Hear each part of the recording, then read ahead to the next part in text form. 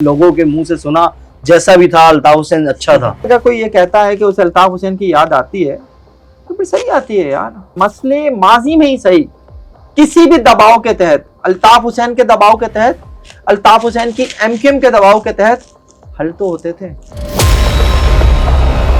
कहाँ से लाए वो तवा कैसे लाए तवा या अल्लाह। कराची के राशिद मिन्हास रोड पर तेज रफ्तार डंपर ने मोटरसाइकिल सवार को रौंद डाला। यार इसलिए मेरे भाई जरा देखभाल के गाड़ी चलाओ। आपने एक सीनियर पुलिस ऑफिसर को कहते सुना होगा कि कराची के लोगों का एक माइंड सेट है, उस माइंड सेट के तहत जो है जब वो कोई हादसा हो जाता है तो वो गाड़ियाँ जला देते हैं। जिस वाक़े की आप बात कर रहे हैं, इस वाक़े के बाद तो कराची पुलिस ने इस वाक़े को अपने लिए एक अंधी कमाई का जरिया बना लिया। चांदी हो गई है उनकी, मज़े आ गए उनके। इस इलाके के जो मुख्तलिफ उन्हें अपार्टमेंट्स कह लीजिए, वहाँ आज तक छापों का सिलसिला जारी है। आज तक वहाँ से नौजवान उठाए जा रहे हैं। कराची के इलाके बल्दिया में एक एक्सीडेंट होता है। ये एक्सीडेंट जो है एक वाटर टैंकर से होता है जिसमें 2 ख़वातीन और एक मर्द ये मारे जाते हैं। मैं कहता हूँ उस एसएचओ से कि मुझे ये बताइए कि ड्राइवर पकड़ा गया जिसने ये वाटर टैंकर जो चला रहा था। कहते जी वो तो अभी तक नहीं पकड़ा गया। मैंने अपने रिपोर्टर को वहाँ भेजा तो उसने उस वाटर टैंकर के फ्रंट से मुझे एक तस्वीर भेजी। जब उसने मुझे तस्वीर करीब से खींच के भेजी तो उस पर एक अदद बार कोड था। उस बार कोड को जब मैंने स्कैन किया तो मेरे सामने सब आ गया कि ये टैंकर है किसका। मेरे रिपोर्टर ने क्या किया कि उसने उस नंबर के ऊपर कॉल मिलाई और दूसरे मोबाइल से जो है उसको रिकॉर्ड कर लिया। तो कहा कि मुझे आपसे बात करनी है। नहीं, हम किसी चैनल पर बात नहीं करते। और आगे से हंसे जा रहे हैं। आपकी टैंकर की जद में आगे 3 लोग जाबाक हुए थे क्या? 3 बंदे। हाँ, इंटरव्यू देते हैं, अच्छा है ना, चल जाएगा। दूसरी साइड का मौका नहीं नहीं नहीं नहीं नहीं, ओके ओके, बहुत शुक्रिया। हमको फेमस नहीं होना है। चलें चलें, शुक्रिया। जो डंपर है जिसने एक्सीडेंट किया, इस डंपर के जाने के बाद लाइन से डंपर आ रहे थे पीछे, ये भी एक हकीकत है। कहाँ से आ रहे थे सारे डंपर्स? ये सारे मिट्टी चोरी करके आ रहे होते हैं। निशाने इबरत तुम उसे क्यों नहीं बनाते जो बगैर लाइसेंस के इस शहर की सड़कों के ऊपर हैवी ट्रैफिक दंदनाता फिरता है। एक्शन का रिएक्शन है ये, ऐसा नहीं है कि सिर्फ जो है वो यही कर रहे हैं, ये एक्शन का रिएक्शन है। एमएम पॉडकास्ट के साथ मैं हूं फराज अहमद। नाज़रीन, आज हम बात करेंगे डंपर माफिया के बारे में और साथ साथ 10 अगस्त की रात एक वाकया रोनमा होता है जिसके अंदर 60 डंपर को आग लगा दी जाती है। उसके बाद जो कराची के शहरी हैं या वहाँ के इर्द गिर्द के जो लोग हैं उनके खिलाफ पुलिस किस तरीके से नाइंसाफियाँ कर रही है और किस तरीके से उनको गिरफ्तार कर रही है, इस टॉपिक पर बात करने के लिए हमारे साथ मौजूद हैं सीनियर क्राइम रिपोर्टर हैं फ़हीम सिद्दीकी साहब। सर अस्सलाम वालेकुम। वालेकुम अस्सलाम। सर बहुत बहुत शुक्रिया, आपने टाइम दिया। सर ये क्या चल रहा है कराची में? माइंडसेट। आपने एक सीनियर पुलिस ऑफिसर को कहते सुना होगा कि कराची के लोगों का एक माइंडसेट है और उस माइंडसेट के तहत जो है जब वो कोई हादसा हो जाता है तो वो गाड़ियां जला देते हैं। इन पुलिस ऑफिसर साहब को अपनी जिम्मेदारी या अपना माइंडसेट नज़र नहीं आता। इस माइंडसेट के ऊपर आऊँगा, उनके भी आपको एक दिलचस्प जो है वो एक वाक़या भी सुनाऊँगा।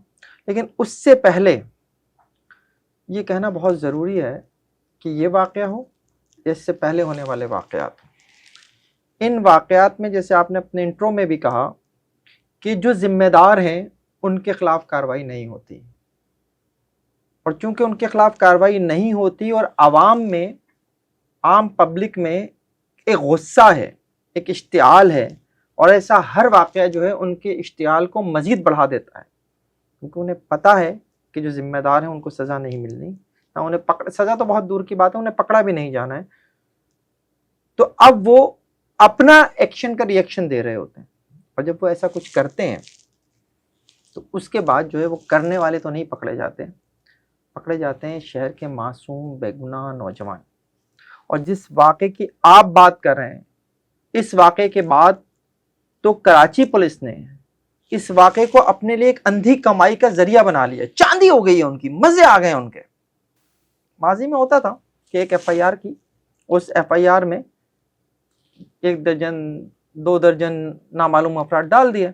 ये एक ऐसी ब्लाइंड एफआईआर होती है जो पुलिस के लिए बड़े काम की होती है और ये सालों काम आती है, दिनों महीनों नहीं काम आती, ये सालों काम आती है। जिससे आपकी दुश्मनी है आपने उसे उस ब्लाइंड एफआईआर में डाल देना है। यही इस वक्त जो है इस वाक़े के बाद हो रहा है उस इलाके के लोगों के साथ, उस इलाके के नौजवानों के साथ। आज हम कई दिन के बाद उस वाक़े पे बात कर रहे हैं ना।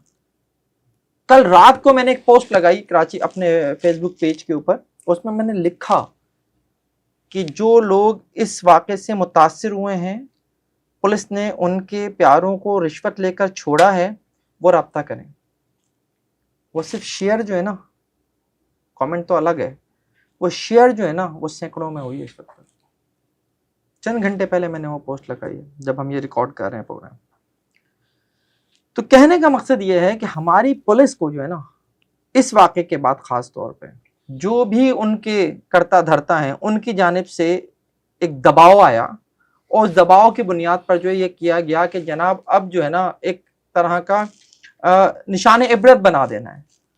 निशान इबरत तुम उसे क्यों नहीं बनाते जो बग़ैर लाइसेंस के इस शहर की सड़कों के ऊपर हैवी ट्रैफिक दंदनाता फिरता है, इस शहर की सड़कों के ऊपर शहरियों की जानें ले रहा है, उन्हें निशान इबरत क्यों नहीं बनाते?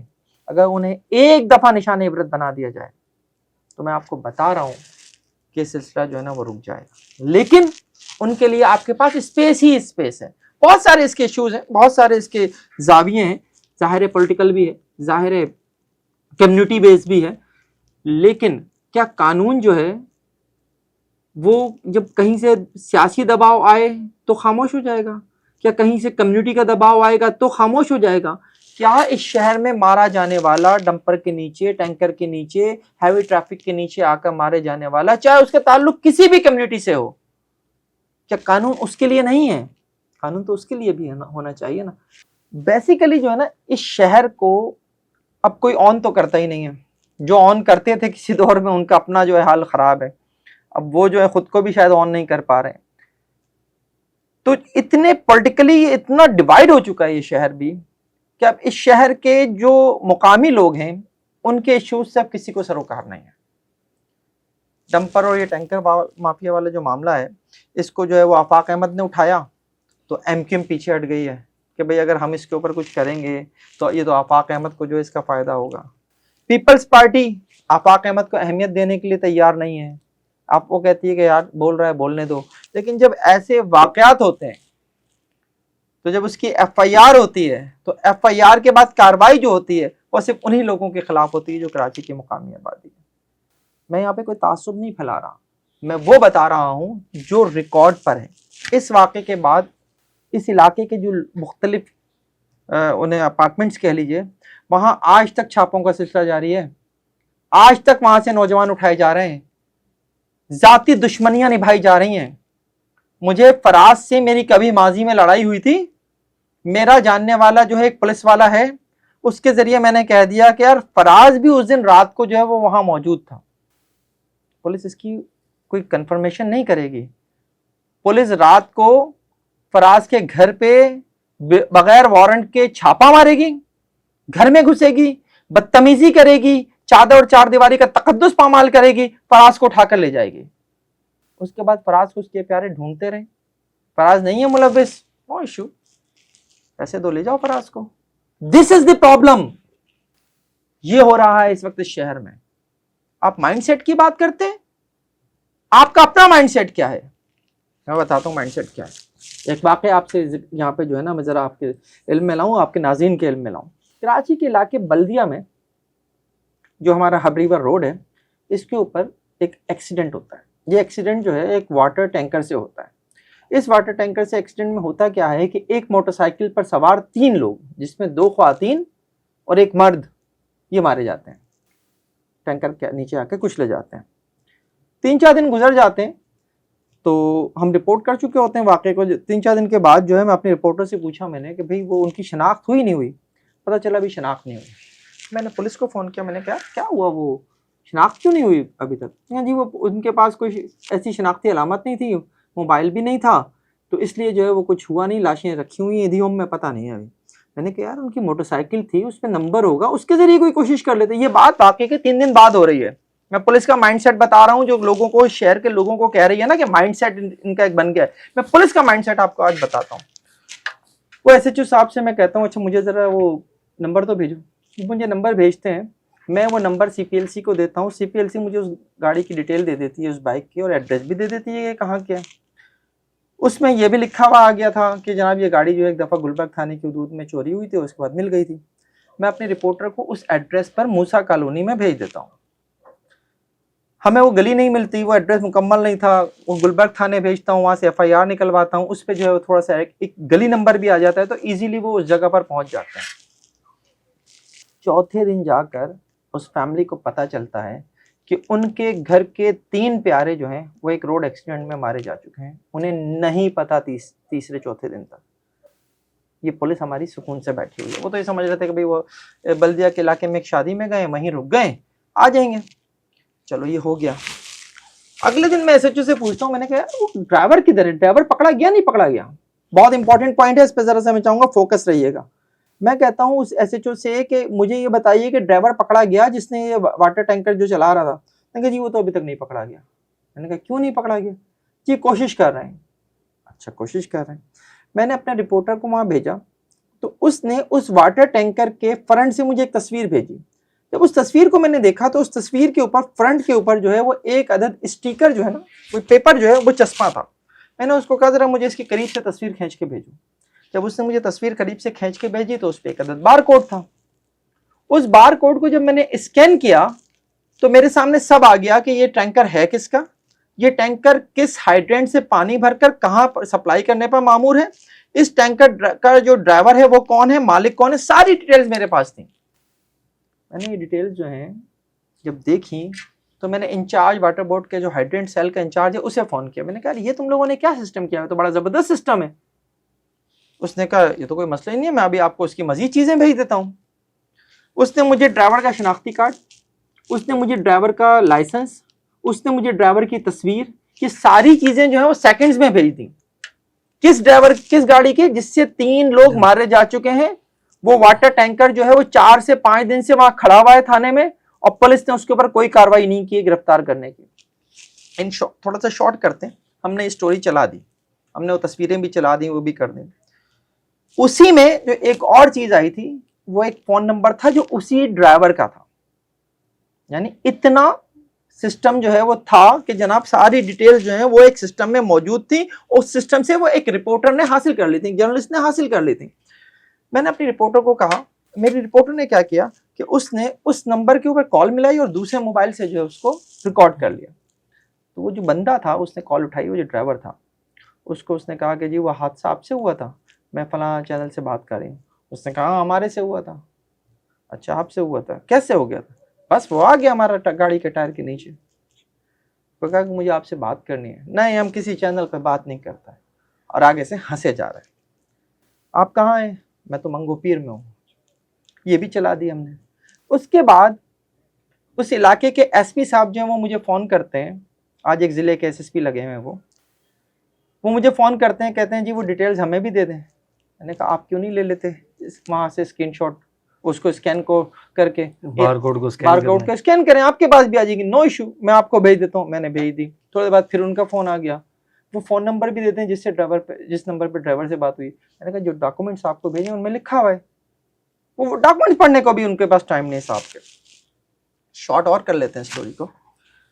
पुलिस ने उस खबर को चलाए जाने के बाद, हमारी इतनी तगोदो के बाद जो है मंगोपीर जाकर उस ड्राइवर को अरेस्ट कर लिया, और अगले दिन दोपहर 12 बजे उसकी 5 लाख रुपए की जमानत होकर उसकी गाड़ी और वो दोनों बाहर आ चुके थे। 3 अफराद का कातिल ड्राइवर अगले दिन बाहर था, जो उस वाक़े के बाद 5 से 6 दिन मफरूर रहा, पुलिस के हाथ नहीं आया, वो अगले दिन जमानत पर रिहा हो चुका था। This is the system.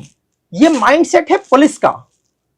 आप नहीं पकड़ते, आप नहीं जाते मारने वालों के खिलाफ। जब ऐसा कोई वाकया हो जाता है तो उसके बाद आप थोड़े बहुत जो जाग जाते हैं। अब जरा इसके ऊपर बात कर लेते हैं कि कराची में रोड एक्सीडेंट में, और ख़ास तौर पर हैवी ट्रैफिक से हुए रोड एक्सीडेंट्स में कन्विक्शन रेट क्या है? 0% है फराज साहब। जब आप किसी केस में सजा ही नहीं देंगे तो वो जुर्म कैसे रुकेगा? जुर्म सजा के ऊपर माशरा चलता है ना। लेकिन जब आप क्या है ही नहीं, सजा ही नहीं है, सजा ही नहीं दे रहे आप अदालतों से, तो कोई क्यों गाड़ी जो है वो डंपर चलाते हुए जो है वो थोड़ी सी एहतियात करेगा, वो नहीं करेगा एहतियात। फिर दूसरा सिस्टम होता है, जब ऐसा कोई हादसा हो जाए तो ऐसे हादसे के बाद, मैं तो उसे कत्ल ही कहूंगा, ऐसे किसी कत्ल के बाद जो है वो डंपर का मालिक उस मुतासिरा फैमिली के घर पहुंचता है, उनको जो है वो अदालतों का रवैया बताता है, उन्हें पुलिस का रवैया बताता है, उन्हें डराता है, धमकाता है और कहता है कि जी आप कुछ पैसे ले लें और खामोश होकर बैठ जाएं और आप राजीनामा कर लें। ड्राइवर की बात करते हैं तो कहते हैं वो तो गरीब आदमी हो, किधर से देगा, छोड़ो माफ करो उसको। ये हो रहा है और तवातुर से हो रहा है। सर ये 10 अगस्त वाला जो वाकया है इसकी थोड़ी सी हम डिटेल में अगर जाएं तो 3 बज के कुछ मिनट पे हुआ है और 5 मिनट के अंदर अंदर ये 7 डंपर जला दिए गए हैं। अच्छा, 3 बज के 6 मिनट का टाइम था, 3 बज के 20 मिनट पे वहां पुलिस बताती है कि हम पहुंचे हैं, तो उससे पहले पहले ये डंपर जल के बुझ चुके थे। लेकिन मसला ये है कि जो ये जलाने वाले थे, या आप या मेरे जैसा बंदा, तो अगर एनी शायद है ना, एनी शायद अगर वहां जाके एक डंपर को आग लगाना चाहे तो वो क्या आपको लगता है कि सिर्फ टायर को भी आग लगा लेगा? देखिए, मैं इस बहस में पड़े बगैर मैं एक बात पूछना चाहता हूँ। रात 3 बजे के Sagheer centre, Abdullah centre, pyramid apartment या आसपास के जितने भी फयाज प्लाजा वगैरह के जो लोग हैं, क्या वो सारे के सारे मेन रोड के ऊपर थे? ये जो डंपर है जिसने एक्सीडेंट किया, इस डंपर के जाने के बाद लाइन से डंपर आ रहे थे पीछे, ये भी एक हकीकत है। कहाँ से आ रहे थे सारे डंपर्स? कहाँ से आते हैं सारे रात को इतने दनदनाते हुए? ये सारे मिट्टी चोरी करके आ रहे होते हैं।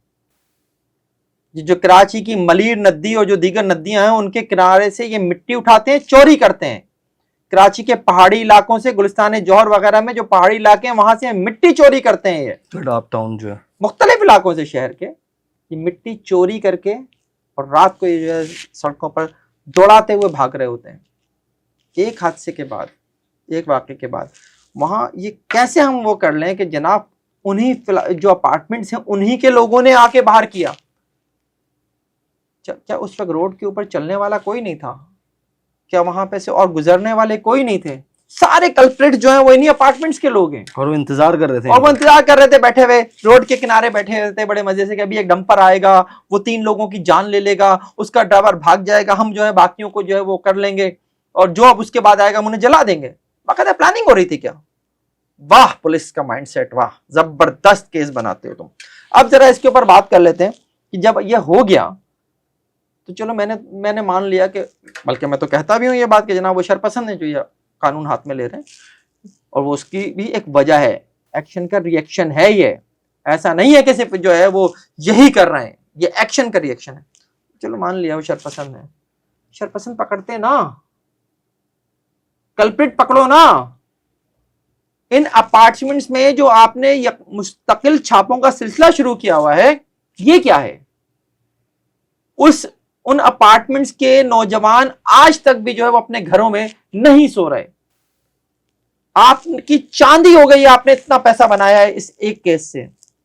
हर दूसरे तीसरे घर का जो है आपने लड़का जो है वो उठा के आप थानों में ले गए और आपने वहां पे उसके बाद अगर वो मुलव्विस है या नहीं है, दोनों सूरतों में वो पैसे देके जो है मजबूर है बाहर आने के लिए। ऐसे नौजवानों को जब आप 7-8 ये लगाओगे, इस शहर के नौजवानों का मुस्तकबिल आप तबाह करोगे ना। मास्टर्स किए हुए लड़के हैं, वही पढ़े लिखे नौजवान जो इस शहर की, इस मुल्क की तरक्की में अपना किरदार अदा कर सकते हैं, आप उनके ऊपर इंसदादे दहशत गर्दी एक्ट की दफा 7 लगा रहे हो। यार सोचो तो सही जरा, क्या कर रहे हो? फिर उसके बाद होता क्या है, आपने इंसदादे दहशत गर्दी एक्ट लगा दिया, दफा 7 लगा दिया आपने, उनका मुस्तकबिल आपने तबाह कर दिया। अब वो ना तो मुल्क से बाहर कभी जा सकते हैं, ना उन्हें किसी अच्छे इदारे में कोई नौकरी मिलेगी। अभी पता नहीं वो जितने भी नौजवान हैं इन्होंने जो है वो FIR में नामजद किए हैं, अभी हम उनकी बात कर रहे हैं, उन्हें कितना वक्त जो है अभी थाने और जेलों का चक्कर लगाते हुए गुजर जाएगी। वो डंपर ड्राइवर आ जाएगा उससे पहले, लेकिन ये जो है अभी इनके ऊपर तो ज़िंदगी बहुत मुश्किल हो गई। उनके घर वालों के ऊपर, उनके ऊपर जो ट्रामा गुजरता है ना, उसका किसी को एहसास नहीं। मैंने ऐसे नौजवानों को बाहर आने के बाद रातों को अचानक सोते से उठकर जो है ना डर के उठते देखा है। ट्रामा में गुजरती हैं उनकी पूरी पूरी जिंदगियां। आप कर क्या रहे हो यार इस शहर के साथ? ये नहीं है यार इस तरह का, जिस तरह का ये शहर था। और अगर अगर एक लम्हे के लिए मैं कहता हूं कि अगर आप आज भी होश के नाखून लेने के लिए तैयार नहीं हो, मैं हुक्मरानों की बात कर रहा हूं इस वक्त, क्योंकि पुलिस हुक्मरानों के मातहत है और जो वहां से आती है लाइन उसके मुताबिक चलते हैं। आपने असेंबली में जो है बयान तो वो सुने होंगे ना वज़रा के भी। जी बिल्कुल। तो क्यों भूल जाते हो कि 85 में क्या हुआ था? नहीं चाहिए हमें कोई और MQM यार, लेकिन साने बुशरा जैदी इस शहर की सियासत को बदलने की एक बड़ी वजह है। 84 में MQM बनी, 85 में जो है वो बुशरा जैदी हो जाता है। MQM को उरूज मिला था उससे, क्योंकि लोगों में एक एहसास महरूमी था। माहौल उस वक्त भी यही था कि तेज रफ्तार मिनी बसें, मुसाफिर बसें जो हैं वो रोडों पर ट्रैफिक हादसा कर रही हैं। उसमें जो है जो इस शहर की मुकामी आबादी है उसके साथ ड्राइवर्स का, कंडक्टर्स का रवैया ठीक नहीं है। एक आग थी उस वक्त भी, दबी हुई थी, और फिर अचानक वो आग भड़क उठी। मेरे मुंह में खाक, मैं नहीं चाहता कोई दूसरा इसमें इस शहर में बुशरा जैदी, लेकिन मैं नहीं चाहता इस शहर में कोई नई MQM, लेकिन अगर सिलसिला यही रहा तो मुझे डर है, मेरे मुंह में खाक, मुझे डर है कि किसी दिन जो है वो एक बहुत बड़ा रिएक्शन फिर आ सकता है जैसे 85 में आया। सर इस वाक़ये के बाद हमने देखा इर्द गिर्द के जितने फ्लैट्स हैं उधर से रोज़ाना की बुनियाद पर लड़के उठाए जा रहे हैं। 54 शक की बुनियाद के ऊपर 2-2 दिन उनको रखा जा रहा है। और ऐसे ऐसे अभी तक जो मेरी पुलिस से जो बात हुई है, पुलिस हकाम जो है, सायूर साहब जो हैं, उनसे बात की है कि यार दोस्ताना माहौल में आप ये तो बताएं कोई एक मुलजिम ऐसा पकड़ा गया है जिसने कोई आग लगाते हुए पकड़ा गया हो? बोला नहीं यार, अभी तक हम वो लोग गिरफ्तार कर रहे हैं जो वीडियो के अंदर वहां सिर्फ मौजूद थे, खड़े हुए थे। एक बात बताओ मुझे आप, कोई चोर, कोई डाकू, कोई कातिल, कोई वारदात करने के बाद वहां रुकता है? कभी नहीं रुकता। ये जितने लोग इन्होंने पकड़े हैं ना, ये सब तमाशबीन थे। ये सब तमाशबीन थे बेचारे, जो अपने घरों से बाहर निकल आए थे तमाशा देखने के लिए, और तमाशा देखने की इस वक्त सजा भुगत रहे हैं। जिन जिन आप तो पुलिस के से जिससे आपने बात की है वो तो खुद कह रहे हैं ना कि उनके पास कोई ऐसा वो नहीं है, लेकिन उनके उन बेचारों के ऊपर दफा 7 तो लग गई, 780 तो लग गई उनके ऊपर। क्या है अब उनका मुस्तकबिल? CRO भी हो गया उनका, क्रिमिनल रिकॉर्ड ऑफिस में उनका रिकॉर्ड भी चला गया, उनकी तस्वीर भी वहाँ पे, उनके CNIC भी, वो उनके फिंगरप्रिंट्स भी सब आ गया अब वहाँ पे। तो यार कहाँ ले जा रहे हो यार? नहीं करो। असल कल्प्रिट पकड़ोगे ना, इस शहर का मीडिया आपके साथ होगा, इस शहर का मुकामी आपके साथ होगा, इस शहर के सियासतदान आपके साथ होंगे। मेरा एक सवाल है, फिर वो सियासत की रुख नज़र हो जाता है, लेकिन ऐसी मुझे सवाल नहीं, बल्कि मैं तो एक वो सवाल आपके सामने ला रहा हूँ जो ऑलरेडी एक पॉडकास्ट में हो चुका है, और फिर मुझे डर है कि इसको जो है वो सियासत की तरफ ले जाया जाएगा। लेकिन मैं फिर भी ये सवाल ज़रूर करना चाहूँगा कि इस शहर में जो मैंने आपसे कहा, ये डंपर माफिया, ये वाटर टैंकर माफिया, जो हादसा करने के बाद, जाने लेने के बाद मंगो पीर में उधर जा के छुप जाते हैं, इनके हवाले से जब एक पॉडकास्ट में एक PTI के रहनुमा आलमगीर साहब हैं, उनसे सवाल हुआ कि जनाब ये बताइए कि KP की हुकूमत जो है वो ज़्यादा गवर्नेंस, उनकी गुड गवर्नेंस है या सिंध की गुड गवर्नेंस है? उन्होंने कहा जी KPK में ज़्यादा गुड गवर्नेंस। तो उस KPK में हालात ज़्यादा बेहतर हैं सिंध के मुकाबले में? जी बिल्कुल, KPK जो है बहुत ज़्यादा अच्छा है सिंध के मुकाबले। तो अगला सवाल था उस एंकर का कि फिर KPK से इतने ज़्यादा लोग जो हैं वो कराची में क्यों रहते हैं आके? अगर हालात वहाँ ज़्यादा अच्छे हैं आपके शहर में, आपके सूबे में, तो आप जाके वहाँ रह लीजिए। बिल्कुल सही, लॉजिकल उनका सवाल था, लॉजिक। इसका वो साहब कोई जवाब नहीं दे सके आलमगीर साहब। मैं कहता हूँ कि कराची को मिनी पाकिस्तान जो आपने 70s के बाद और 80s के बाद कहना शुरू किया था, तो क्या सिर्फ कराची जो है वो मिनी पाकिस्तान है कि इसके ऊपर जो है वो हर सूबे, हर शहर के लोगों का जो है वो हक जो है वो यहाँ पर है? वो यहाँ आएँ, वो यहाँ कत्ल करें, वो यहाँ कातिल बने, वो यहाँ लोगों की जानें लें, वो यहाँ से कमाएं, यहाँ पर ना लगाएं, यहाँ के वसाइल पर बोझ बन जाएं, यहाँ कुछ ना दें, जो यहाँ से कमाएं वो अपने इलाकों में ले जाएं। इस शहर के ऊपर उनका कोई हक नहीं है। उस शहर का उनके ऊपर कोई हक नहीं है, उनका शहर के ऊपर कोई हक नहीं है। इस तरह का एक माहौल बना दिया गया। लाहौर में क्यों नहीं जाते रहते जाके इस तरह से? पेशावर में क्यों नहीं जाके जो है कोई रहता पंजाब से जाकर? क्यों किसी और सूबे में जाकर जो है इस तरह से नहीं रहा जाता? सिर्फ कराची ही मिनी पाकिस्तान क्यों है? लाहौर मिनी पाकिस्तान क्यों नहीं है? पेशावर मिनी पाकिस्तान क्यों नहीं है? उसकी वजह से आज सिचुएशन यहाँ आ चुकी है कि कराची के लोग जो मुकामी लोग हैं, जिसमें सिंधी भी हैं, जिसमें बलोची भी हैं और जिसमें जो उर्दू बोलने वाले महाजिर भी हैं, इन तीनों में एक एहसास महरूमी जन्म ले रहा है और ये खतरनाक हद तक एहसास महरूमी जन्म ले रहा है। इसके नताइज मुझे अच्छे नजर नहीं आ रहे। सर, इस एफआईआर के अंदर 70 से 80 लोगों को नॉमिनेट ना मालूम किया गया, नॉमिनेट किया गया। अच्छा, एसआईओ साहब से आप जब बात करें, तफ्तीशी हकाम जो उनसे बात करेंगे, यार 60 से 70 लोग आपने डाल दिए, बोला सर हमने पूरे करने हैं, हमें ऊपर से प्रेशर है, हमें ऊपर से सीएम साहब का प्रेशर है हमारे आला हकाम को, तो हमने ये लोग पूरे करके देने हैं, वो कहीं से भी करके दें। तो सर ये कराची के लोग क्या सिर्फ इसलिए रह गए? और दूसरा सवाल आपसे ये है कि इस वक्त ये जो जायद स्क्वायर है, फयाज प्लाजा है, इधर के जो लोग हैं इनकी कोई आवाज बनने को तैयार नहीं है। एक वक्त होता था एमकेएम इनकी आवाज बनती थी या कराची के आम शहरी की आवाज बनती थी। तो आज जब हमने उधर का विजिट किया तो हमने लोगों के मुंह से सुना, जैसा भी था अल्ताफ हुसैन अच्छा था। देखिए, पहले तो मैं आपकी उस बात का जवाब दूं जो आपने कहा कि उन्हें लोग पूरे करने हैं। देखें, ये तो हमेशा हुआ। मैंने आपको बताया कि ये ऐसी एफआईआर जो है ना, ये दिनों, हफ्तों, महीनों नहीं, सालों काम आती हैं। कल मेरी आपकी दुश्मनी है, 1 साल के बाद मैंने जो है वो कहना है एसआईओ को, यार वो जो लड़का है ना फराज, वो उस दिन वहाँ था, वो उस एफआईआर में तुमने इसे गिरफ्तार नहीं किया अभी तक, उठाएगा एफआईआर, आपको उठाएगा, आपके खिलाफ उस एफआईआर में गिरफ्तारी डाल देगा। तो भाई ये तो बड़ी काम की चीज होती है ऐसी नामालूम अफराद के खिलाफ एफआईआर। ये इतनी काम की चीज होती है कि जिस थाने में ये एफआईआर कटती है ना, उस थाने में फिर मिठाई भी बटती है। क्या कमाल की एफआईआर हो गई है। अब आएगा धन, अब आएगा पैसा, ये है सिचुएशन। और जो दूसरी आपकी बात है ना, तो वो मैंने आपको शुरू में जवाब दिया था। अब इस शहर को कोई ऑन करने के लिए तैयार नहीं है। पीपल्स पार्टी को इस शहर से कोई सरोकार नहीं है, ठीक है? उनका यहाँ पे स्टेक पे कुछ नहीं है। वो बढ़ाना चाहते हैं, ऐसा नहीं है इस तरीके से बढ़ जाएगा सर स्टेक, जाहिर है इस तरह तो नहीं बढ़ेगा, लेकिन वो बढ़ाना जरूर चाहते हैं, इनकी ख्वाहिश जरूर है उनकी, और वो दूसरी तरह से बढ़ाने की कोशिश भी करें। इस तरह तो कम से कम नहीं बढ़ेगा। लेकिन जो एमक्यूएम है उसके इतने धड़े बन चुके हैं कि वो एमक्यूएम के एक रहनुमा साबिक कहते हैं कि ए से जेड तक तो वो माशाल्लाह से उनके यहाँ हुआ है।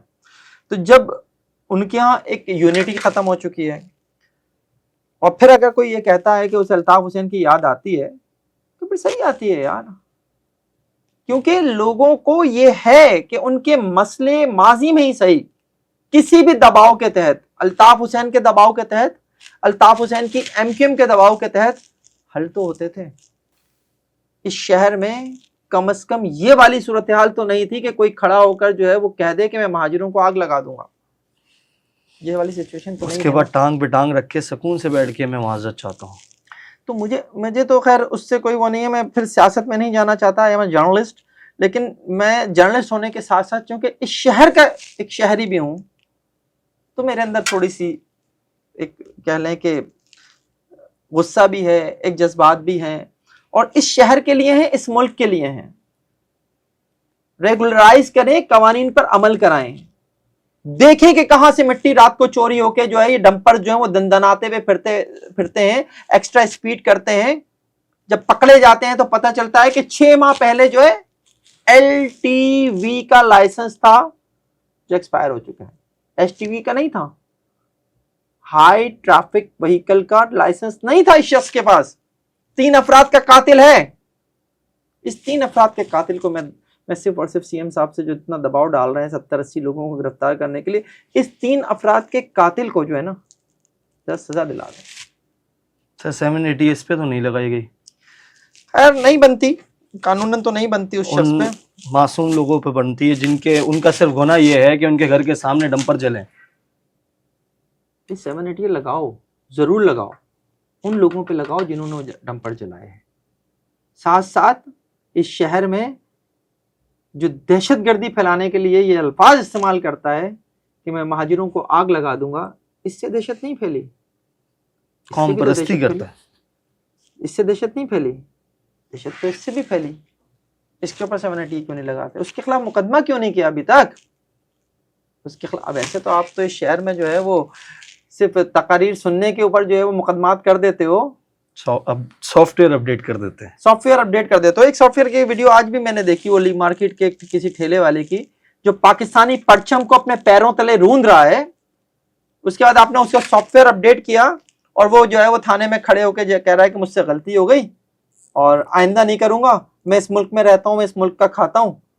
और उसके बाद जो है वो पाक पुलिस जिंदाबाद, पाकिस्तान जिंदाबाद, पाक फौज जिंदाबाद के नारे लगा रहा है उस वीडियो में। FIR क्यों नहीं हुई?